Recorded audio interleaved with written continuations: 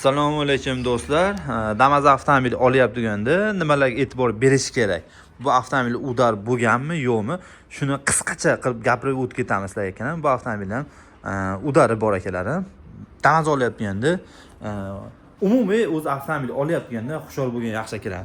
Mana bu Damas avtomobilni ko'rasizmi? Mana balkilar qichib ketgan va mana sharoitlarda ahvol ko'rasan, o'zi qichib ketgan. Bu avtomobilda DTP bo'lgan ekanlar mana.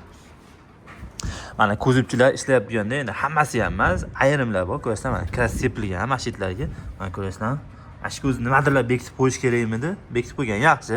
O'zi aslida birovni ishini yomonlash niyatim yo'q ekanlar. Mana birinchi ishi, endi ikkinchisi ko'ramiz. Bu avtomobilda laboylargacha almashgan ekanlar mana. Bismillahirrohmanirrohim. Mana ayrim Damas avtomobillarda laboy almashgan, mana shu oldi udar bo'lganda bu avtomobil. Mana hozir qanday ko'rinyapti bilmadim. Mana bu yerda laboyda siniqlari ham qolib ketgan mana. Mana shu yerda laboy siniqlari turibdi mana. Mana shular ko'rdim. 2-3 ta qolib ketgan. Yaxshi tozalanmagan hisobiga xuddi shunaqa bo'lgan.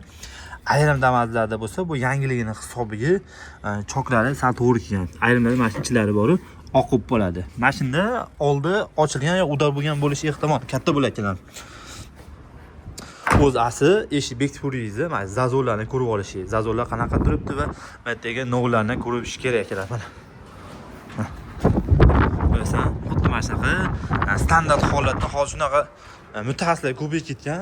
Iloji boricha o'zingiz avtomobil olyapti-ganda, labbo bir ustaxonaga kirib tekshirib olganlaring yaxshi ekanlar.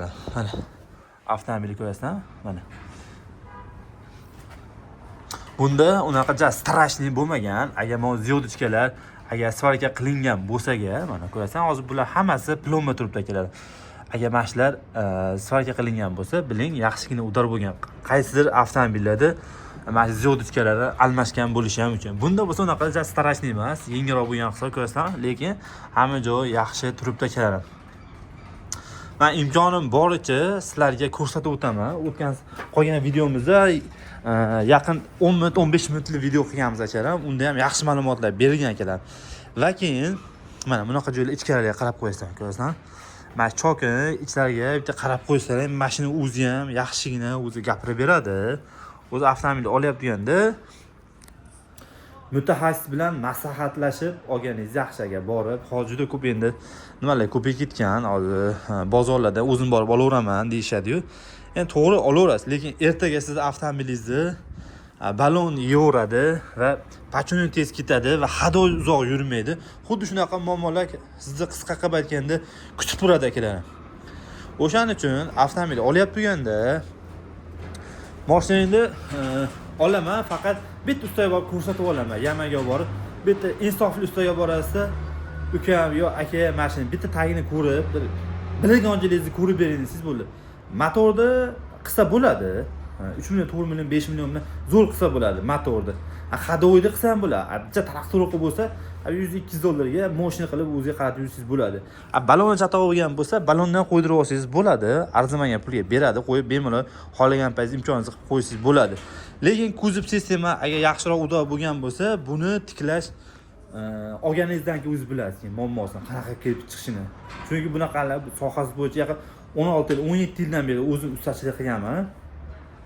Juda ko'pchilik balon yeydi yoki hadoy chiqmaydi yoki eshiklar shaqillab joyiga kelmaydi. Xuddi shunaqa muammo bo'lib qolgani hisobiga sizlarga chiroyli video qilib beramiz.